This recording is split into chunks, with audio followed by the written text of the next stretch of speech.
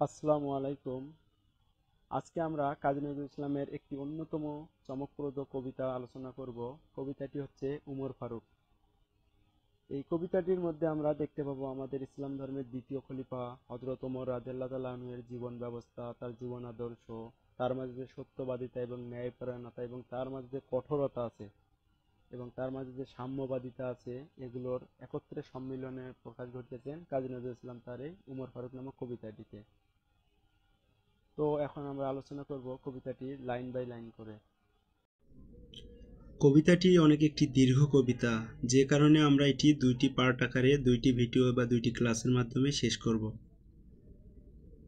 তিমির রাত্রি এশার আজান শুনি দূর মসজিদে, প্রিয় হারাকার কান্নার মতো এ বুকে আসিয়া বিধে। অর্থাৎ এখানে তিমির রাত্রি বলতে অন্ধকার রাত্রিকে বোঝানো হয়েছে এবং এশার আজান শুনি দূর মসজিদে, অর্থাৎ এখানে কাজী নজরুল ইসলাম এটাই মূলত ব্যক্ত করতে চেয়েছেন যে আমাদের ইসলাম ধর্মে মূলত হযরত ওমর রাদিয়াল্লাহু তাআলা আনহু ইসলাম ধর্ম গ্রহণ করার পূর্বে তখন কিন্তু মুসলমানেরা জুরো বা লাউডলি কেউ আজান দিতে পারতো না। তো যাই হোক, আমাদের ইসলাম ধর্মে নামাজ বা আজান দেওয়ার যে লাউডলি বা উচ্চস্বরে আজান দেওয়ার হযরত ওমর রাদিয়াল্লাহু তাআলা আনহু ব্যবস্থা করেছিলেন, যার কারণে এই আজান শুনে এই তিমির রাতে ইশার আজান শুনে তার হযরত ওমর রাদিয়াল্লাহু তাআলা আনহু এর কথা মনে পড়ে যায়। আমিরুল মুমিনিন, এখানে আমিরুল মুমিনিন মানে হচ্ছে বিশ্বাসীদের নেতা, অর্থাৎ তিনি এখানে ওমর রাদিয়াল্লাহু তাআলা আনহুর কথা বলছেন। তোমার স্মৃতি যে আজানের ধ্বনি জানে না মুয়াজ্জিন, অর্থাৎ হযরত ওমর রাদিয়াল্লাহু তাআলা আনহু যে আসলে আমাদের ইসলাম ধর্মে এরকম লাউডলি বা উচ্চস্বরে আজানের ব্যবস্থা করছে, আসলে এটা হয়তো বা অনেক মুয়াজ্জিনে জানেন না। তকবীর শুনি শয্যা ছাড়িয়া চকিতে উঠিয়া বসি। তকবীর শুনি মানে নামাজের যে ধ্বনি আল্লাহু আকবার, এই তকবীর শোনা মাত্র কি করেন কাজী নজরুল ইসলাম? তিনি হচ্ছে শয্যা ছাড়িয়া চকিতে উঠিয়া বসি, অর্থাৎ তিনি বিছানা ছেড়ে উঠে বসে থাকেন। বাতায়নে চাই উঠিয়াছে কিরে গগনে মরুর শশী। বাতায়নে মানে মূলত ছোট জানালাকে বোঝায়। আসলে বাতায়নে মানে তিনি তখন জানালা দিয়ে চেয়ে দেখে আসলে কখনো আকাশে কি মরুর শশী মানে চাঁদ উঠেছে। ও আজান ও কি পাপিয়ার ডাক ও কি চকরির গান, অর্থাৎ আজানটাকে তিনি বলতে এটা কি কোনো পাখির গান? পাপিয়া হচ্ছে এক ধরনের পাখি, চকরির হচ্ছে পাখি। মুয়াজ্জিনের কণ্ঠে ও কি ও তোমারই সে আহ্বান। আবার লুটাইয়ে পড়ি, আজান শেষ হলে তিনি আবার শুয়ে পড়ে।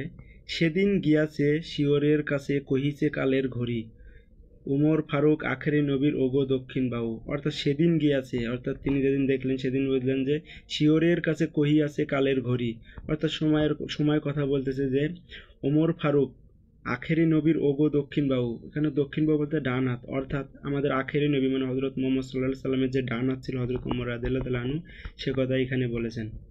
আহ্বান নয় রূপ ধরে এসো গ্রাসে অন্ধতা রাহু, ইসলাম রবি জ্যোতি তার আজ দিনে দিনে বিমলিন, সত্যের আলো নিভিয়া জ্বলিছে জোনাকি আলোর ক্ষীণ, অর্থাৎ আহ্বান নয় অর্থাৎ তিনি এখানে তাকে রাহু রূপে ডাকতেছেন। হিন্দু ধর্মে যে রাহুর কথা বর্ণনা পাওয়া যায়, সেই রাহু হিসেবে হযরত ওমর রাদিয়াল্লাহু তাআলা আনহুকে কাজী নজরুল ইসলাম আহ্বান করেছেন। ইসলাম রবি জ্যোতি তার আজ দিনে দিনে বিমলিন, অর্থাৎ আমাদের ইসলাম ধর্মে যে দিনে দিনে একটা বিপর্যয়ের মতো দেখা যায় মানুষের মধ্যে, সেটার কথা। সত্যের আলো নিভিয়া জ্বলিছে জোনাকির আলো ক্ষীণ, অর্থাৎ আমাদের যে ইসলাম সত্যের আলো, এটা মূলত দিনের পর দিন জোনাকির আলোর মতো ক্ষীণ হয়ে যেতেছে, কারণ আমাদের অনেকে ধর্ম বিরুদ্ধে চলে যেতেছে। শুধু আঙ্গুলি হেলনে শাসন করিতে এ জগতের, অর্থাৎ ওমর রাদিয়াল্লাহু তাআলা আনহু কিন্তু ইসলাম ধর্ম গ্রহণের পূর্বে এবং ইসলাম ধর্ম গ্রহণের পরও তার আঙ্গুলের ইশারায় কিন্তু অনেক কাজ হয়ে যেত। দিয়াছিলে ফেলি মোহাম্মদের চরণে যে সমশের, অর্থাৎ হযরত ওমর রাদিয়াল্লাহু তাআলা আনহু ইসলাম ধর্ম গ্রহণের পূর্বে কিন্তু দেখা যায় তার বোন যখন ইসলাম ধর্ম গ্রহণ করে, তখন এমন কথা শুনে তিনি হযরত মুহাম্মদ সাল্লাল্লাহু আলাইহি সাল্লামকে হত্যা করার জন্য বের হন তরবারি নিয়ে। তো এই তরবারি নিয়ে বের হওয়ার পরে পথিমধ্যে হযরত মুহাম্মদ সাল্লাল্লাহু আলাইহি সাল্লামের কাহিনী বর্ণনা শুনে তার বোনের কাছে, এবং এ থেকে সে ইসলাম ধর্ম গ্রহণের জন্য হযরত মুহাম্মদ সাল্লাল্লাহু আলাইহি সাল্লামের কাছে যান এবং তার চরণে শমশের অর্থাৎ তরবারি রাখেন। ফিরদৌস ছাড়ি নেমে এসো তুমি সেই সমশের ধরি, ফিরদৌস মানে এখানে জান্নাতুল ফিরদৌস ছেড়ে তাকে আবার এখন মূলত তিনি জান্নাতে আছেন এবং তাকে সেই তরবারি ধরে আসতে বলতেছে, কারণ আসলে আমাদের যে বিপর্যয় আছে, আমাদের মাঝে যে অন্যায় অবিচার চলতেছে, এগুলো থেকে প্রতিবাদ করার জন্য। আর একবার লোহিত সাগরে লালে লাল হয়ে মরি, অর্থাৎ এখানে যে দেখা যায় ইসলাম ধর্মের ইতিহাসে যে বিভিন্ন যুদ্ধের বর্ণনা পাওয়া যায়, সেই যুদ্ধের কথা বলতেছে। ইসলাম সে তো পরশ মানিক তাকে কে পেয়েছে খুঁজি, ইসলাম আসলে একটা এখানে পরশ পাথর, আমরা সারা জীবনে তো পরশ পাথরের নাম শুনে থাকি। যেমন আমরা বলি যে যে পাথরের স্পর্শে সোনা সোনা হয়ে যাবে পাথরের আর কি, সোনার স্পর্শে সোনা হয়ে যেত। তো এরপরে বলছে পরশে তাহার শোনা হলো যারা তাহাদের মোরা বুঝি, আজ বুঝি কেন বলিয়াছিলেন শেষ পয়গম্বর। অর্থাৎ আজকে কাজী ইসলাম বলতেছে যে আমাদের শেষ নবী হজরত মোহাম্মদ সাল্লাল্লাহু আলাইহি ওয়াসাল্লাম কেন বলেছিলেন মোর পরে যদি নবী হতো কেউ হতো সে এক ওমর। অর্থাৎ হজরত মোহাম্মদ সাল্লাল্লাহু আলাইহি ওয়াসাল্লাম বলেছিলেন যে তারপরে যদি কোনো এক নবী আসে সেটা হজরত ওমর রাদিয়াল্লাহু তাআলা আনহু হবে। এরপরে দেখা যায় স্টার চিহ্ন। স্টার চিহ্ন মূলত বাংলা সাহিত্যের ক্ষেত্রে বোঝানো হয় যে মানে এটা একটা আলাদা চিন্তা ভাবনা, এই দিক দিয়ে আরেকটা আমরা চিন্তা ভাবনা পাবো। অর্থাৎ বিভিন্ন চিন্তা ভাবনা বিভিন্ন সময় আলোচনা করে তখন এই ক্ষেত্রে স্টার দিয়ে লেখা হয়। অর্ধ পৃথিবী করেছ শাসন ধুলার তক্তে বেশি। অর্ধ পৃথিবী মানে অর্ধেক পৃথিবী প্রায় শাসন করার জন্য ধুলার তক্তে মানে সিংহাসনে বসে। খেজুর পাতার প্রাসাদ তোমার বারে বারে গেছে খসি, ছাইমুম ঝরে। অর্থাৎ দেখা যায় আমাদের বর্তমান সময়ে যে মানে শাসকরা থাকে, তো শাসকদের সবারই যে বিলাসবহুল জীবনযাপন তারা করার জন্যই চেষ্টা করে, কিন্তু হযরত ওমর রাদিয়াল্লাহু তাআলা আনহু শাসন আমলে আমরা দেখতে পাই তার বাড়ি বা প্রাসাদটা ছিল একটা খেজুর পাতার মাধ্যমে, এবং সেটাও কি করে বিভিন্ন সময় ছাইমুম ঝড় মানে মরুভূমির বায়ুর মাধ্যমে ঝরে পড়ে যায়। পড়েছে কুটির তুমি পরনি কনুই। অর্থাৎ কত ঘর বাড়ি পড়ে গেছে তবু হযরত ওমর রাদিয়াল্লাহু তাআলা আনহু কখনো পড়ে যায়নি। ঊর্ধ্বের যারা পড়েছে তাহারা তুমি ছিলে খারাপ হইয়া। ঊর্ধ্বের যারা মানে এখানে আত্মগর্ভধারী মানুষ কত ছিল, তারা দিনের পর দিন তারা হারিয়ে গেছে, কিন্তু হযরত ওমর রাদিয়াল্লাহু তাআলা সত্য ন্যায়ের পক্ষে যার কারণে সে তুমি ছিলে খারাপ হইয়া, অর্থাৎ তিনি পৃথিবীতে খাড়াই দাঁড়িয়েই ঠিক ছিলেন। শত প্রলোভন বিলাস বাসনা ঐশ্বর্যেরও মদ, করেছে সালাম দূর হতে সব ছুঁইতে পারেনি পথ। অর্থাৎ বর্তমানে আমাদের শাসকদের যে বিভিন্ন কিছুর মাধ্যমে প্রলোভন দেখিয়ে তার মাঝে যে শাসন বা শাসন ব্যবস্থার ক্ষেত্রে যে একটা বিপর্যয় ডেকে আনা যায়, কিন্তু হযরত ওমর রাদিয়াল্লাহু তাআলা আনহুর কাছে সেগুলো পৌঁছতে পারেনি। অর্থাৎ বলছে করেছে সালাম দূর হতে সব ছুঁইতে পারেনি পথ। অর্থাৎ এমন কিছু বিষয় যেটা তার পা পর্যন্ত আসতে পারেনি, তার মাথা তো দূরের কথা। সবার ঊর্ধ্বে তুলিয়া ধরিয়া তুমি ছিলে সব নিচে, বুকে করে সবে বেড়া করি পার আপনি রহিলে পিছে। অর্থাৎ তিনি সবসময় মানুষের ভালোর জন্য প্রার্থনা করতো, নিজের ভালো পরের বিষয়। মানে তিনি যেহেতু একজন শাসনকর্তা, সেই ক্ষেত্রে তিনি তার প্রজাগণ বা তার রাজ্যের সকলের ভালোর চেষ্টা করতেন, এবং এসব করতে গিয়ে সকলের ভালো ব্যবস্থাগুলো নিজের জীবন ব্যবস্থায় ছিল নিম্নতম পর্যায়ে। হেরি পশ্চাদে চাহি। অর্থাৎ আমরা যদি পশ্চাৎ মানে আমাদের ইতিহাস বর্ণনা করি, ইতিহাসে দেখা যায় তুমি চলিয়াছ রৌদ্র দগ্ধ দূর মরুপথ বাহি, মানে একটা দূর মরুপথে, অর্থাৎ মরুপথেই তো ছিল, এখানে রোদের আকাশে চলতেছে। জেরুজালেমের কিল্লা যথায় আছে অবরোধ করি, বীর মুসলিম সেনাদল তব বহুদিন মাস ধরি। অর্থাৎ অনেক ওখানে বীর মুসলিম সেনাদল আছে জেরুজালেমে। দুর্গের দ্বার খুলিবে তাহার বলেছে শত্রু শেষে, উমর যদি গো সন্ধিপত্রে স্বাক্ষর করে এসে। অর্থাৎ ওখানে কোনো সমস্যা ছিল যেটা আসলে হযরত ওমর রাদিয়াল্লাহু তাআলা আনহু গেলে যদি তাদের সন্ধিপত্রে স্বাক্ষর করে তবে তারা সেই দুর্গের দ্বার খুলে দিবে, মানে দরজা।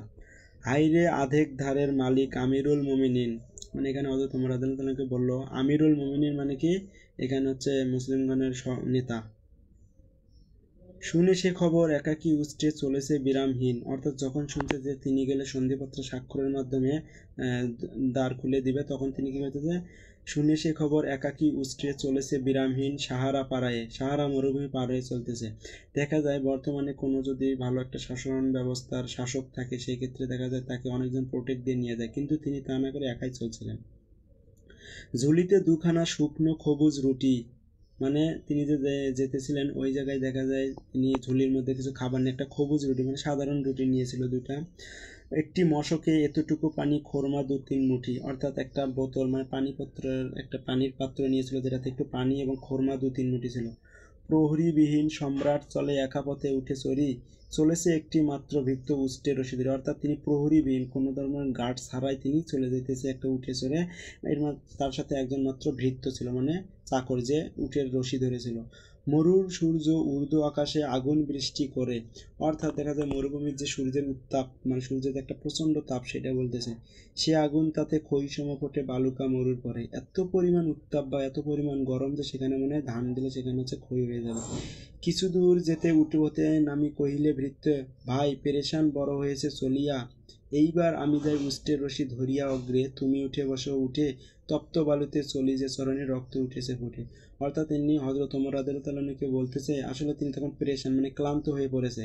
তখন এই কথা শুনে হযরত ওমর রাদিয়াল্লাহু তাআলা আনহু কি করলো, উট থেকে নেমে তিনি উটের রশি ধরলেন এবং ভৃত্য অর্থাৎ চাকরকে তিনি উঠে চড়তে বললেন।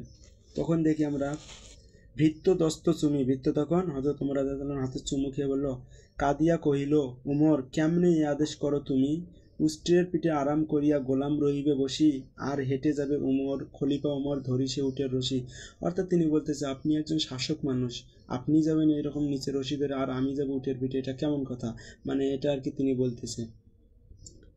খলিফা হাসিয়া বলে, তুমি জিতে গিয়ে বড় হতে চাও ভাইরে অমনি চলে, রোজ কিয়ামতে আল্লাহ যেদিন কহিবে উমর ওরে করেনি খলিফা মুসলিম জহা তোর সুখ তরে পরে তরে তরে। অর্থাৎ তিনি বলতেছে আমাদের ইসলাম ধর্মে দেখা যায় মূলত যে উপকার করে, যে পরিশ্রম করে, সেই মূলত একটু জয়ী হয়ে থাকে, মানে তার একটা আল্লাহ বিশেষ প্রতিদান দেয়। তো এইটা বলতেছে এসব বললে তো হবে না, কারণ আমাকে তো আল্লাহর কাছে হিসাব দিতে হবে, কারণ আমি যদিও বা খলিফা, যদিও বা শাসক, কিন্তু প্রজাদের বা রাষ্ট্রের বা হ্যাঁ, রাষ্ট্রের তো জনগণের ভালো দেখার দায়িত্ব আমার। এবং সেই সাথে বলতেছে তুমি চাকর হচ্ছে তো কি হয়েছে, মানে এখানে একটা সাম্যবাদিতার পরিচয় খুঁজে তুলেছেন কাজী নজরুল ইসলাম।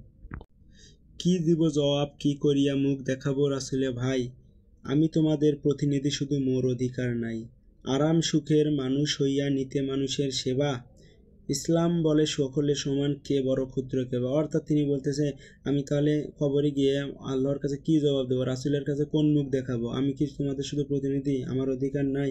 আরাম সুখের সবগুলো মানুষের সেবা করার দায়িত্ব আমাদের। এবং বলতেছে ইসলাম বলে সকলে সমান, কে বড় ক্ষুদ্র কে বা। অর্থাৎ ইসলাম ধর্মে সকলকে সমান অধিকার দেওয়া হয়েছে, ক্ষুদ্র প্রজা এদেরকে মানে সকলকে সমান খাতে সাম্যবাদিতার পরিচয় দেয়।